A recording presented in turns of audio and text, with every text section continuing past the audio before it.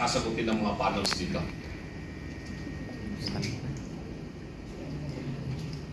Okay, once again, our next topic is the Saudi Scott's latest statements and purported documents that he shared on social media.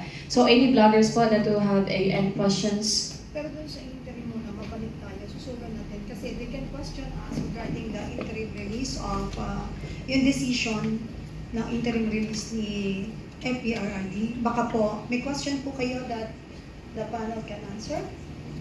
Yes, for the first topic po muna. So, any questions from our bloggers and social media partners? Media? Parang wala, no? Kasi sila, alam na, Alam na nila po yung sagot. Alam niyo na yung sagot, ano? Alam na po nila yung sagot, attorney. Okay, ako'y mauna kasing aalis, ano? Alam po niyo yung usaping agrikultura. Malapit po sa puso ko yan. Nung nangangampanya po tayo sa eleksyon, lagi kong sinasabi na kung hindi po susuportahan ng gobyerno ang production ng pagkain dito sa Pilipinas, talaga pong maghihirap at babagsak po ang Pilipinas. Ang ekonomiya, hindi lang ekonomiya ang babagsak, kung hindi bansa natin. At kung bakit ganoon ang direksyon ng ating pamahalaan, lalong-lalo na sa administrasyon ito. Lagi kong sinasabi na nagre-reklamo na yung mga magsasaka, magpapaka, magbababoy, mga nag-aalaga ng mga nag-aayuban para magkaroon sila ng hanap buhay. Yun pala, ang direksyon ng gobyerno ay importasyon, importasyon, importasyon, importasyon. Yung mga pahayag po ni Saldico doon sa kanyang pangatlo na bang yugto yun? Yung third video niya, second episode, ay binanggit po niya yung malawakang importasyon ng bigas, ng sibuyas, ng bawang, ng isda, ng kung ano-ano pa.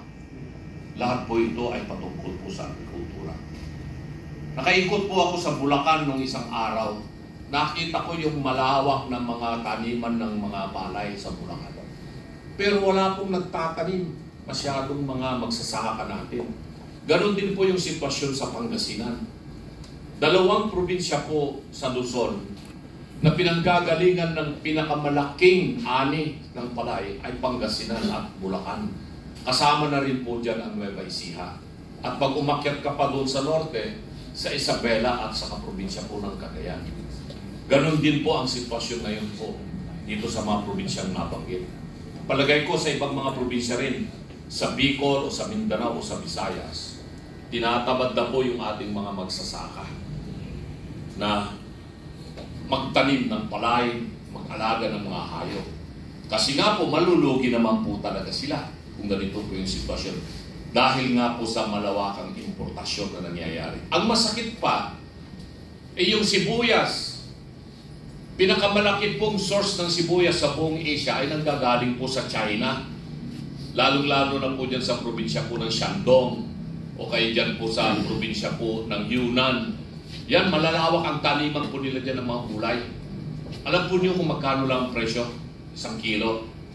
20 pesos po ang presyo po ng sibuyas. London cost na po yan dito sa Pilipinas. Pero magkano po nila binibenta sa merkado? 600. Pinakamura siguro dyan, 300 o 200. Umabot pang araw yata ng 800. Bakit? Kasi nga po, meron malawakang corruption po dyan na nangyayari sa importasyon po ng mga gulay at mga iba't iba pang mga magkain. So yan po yung talagang tingin ko, mas malala pa pong problema kaysa problema ng flood control. Yung anomalyang mahigit 1 trilyon na flood control. Ito po, mas malawak po itong problema ito. Yung importasyon ng mga pagkain na sa loob po ng maraming taon, lalong-lalo na nitong nakaraang 3 taon, itong administrasyon na ito. Na sana po ay maintindihan ng ating mga kababayan. Ang nakasalalay na po rito ay hindi lamang po yung ating kinabukasan po, hindi. Buhay po ng milyong-milyong Pilipinong nagugutom o hindi nakakakain ng sapat dahil mahal ang pagkain at wala pa nga pong pambili ng pagkain. Yan po siguro ang tutukan po natin at suriin po natin itong nangyayari sa ating bayan. Hindi ho bali sana kung importasyon lang, pero nakikita nyo rin ho yung mga sarili nating magsasaka na tinatapon nila ang sarili nilang mga ani, tama?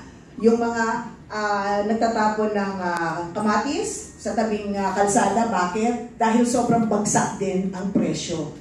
Masakit makita na isang biyaya ng Panginoon, biniyayaan tayo ng napakalawak na lupa. Wala tayong programa for food security.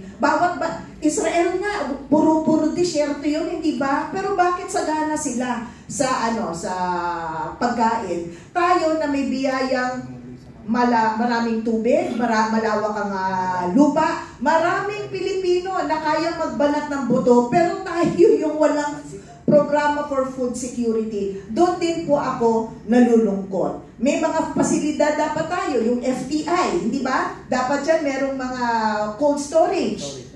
Bakit hindi gumagana yon? Or sa tingin ko po, hindi napapagana at kailangan mag-importasyon talaga. Kay Mayor Mike and siguro po kay Kamarj, ano naman po ang sitwasyon ng agrikultura dyan sa Visayas po? Mayor Mike? Hello. Yeah, I've been listening. But remember, I've been in the province during that earthquake 8 days ago doon. In behalf of Bilaban Action Team. But I was with VP Sala, visited by yung nalawan ni Secretary Pato, pinapunta namin kasi yung grupo ko with my wife, Langgamal. Kita namin yung mga municipalities at saka cities. Kung makita mo yan, ang lawak ng tract of land dyan. Kaya yung pinag-uusapan nyo na agriculture, yun pwedeng makakalimutan natin.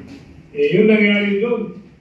Do not want to be highlighting yung ilang tao na mamatay. Yun, ilang tao.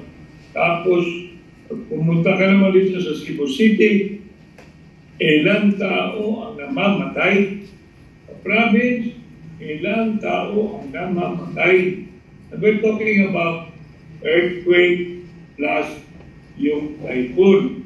Recently, mayroong Medina, daming sinasabi natin flooding somewhere in the south. Yung nangyari noon was in the north. Then came down to the city of Cebu. It went around 80 barangays, telling you yung lugar ng Barangay Lusaran, wipe out, dami ng tao doon. At beside